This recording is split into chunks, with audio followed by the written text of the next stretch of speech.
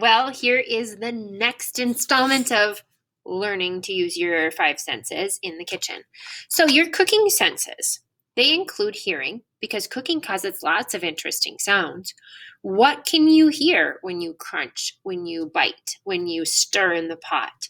Next, it's your smell. There's lots of flavors that come from smell. Sometimes when you don't like something, someone will say, plug your nose and just chew and swallow it.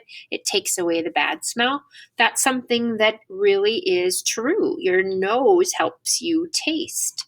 Your brain is not one of your senses, but it gathers information from your senses and tries to put that into understanding. Your sight, food should look yummy as well as taste good. And your taste, your tongue is your best chef's tool. Try your food as you cook it. Does it taste as good as it looks? It's a great question. Now, your eyes are sight. Your eyes give you clues about food before you eat it. Wear a blindfold and try different foods. Can you guess what you're eating without seeing it? What a fun game. I'm totally doing this one at home. Your smell. Your sense of smell is even more sensitive than your sense of taste. Try smelling an onion before taking a bite from an apple. Does it change the taste? Hearing. Lots of food makes sound as you chew it. Try eating crunchy food with your hands over your ears. Does this make a difference to the way the food tastes? Touch. The inside of your mouth can feel the different texture of food. Eat a soft slice of bread and a slice of crunchy toast. Which do you like better? There's no wrong answer.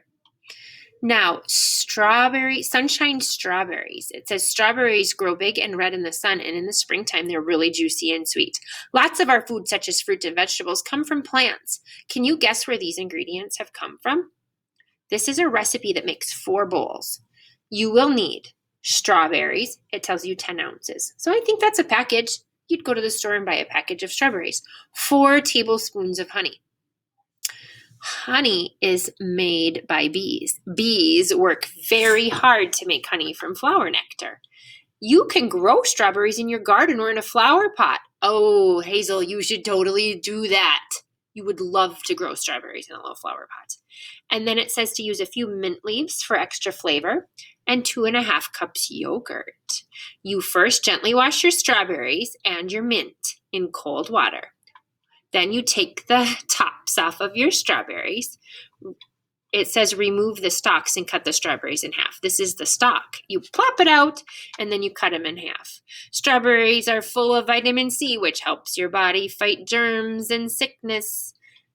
I think that would be such a delicious treat. And then you put the strawberries on the yogurt with a little bit of honey, and you have a delicious bowl of fruit.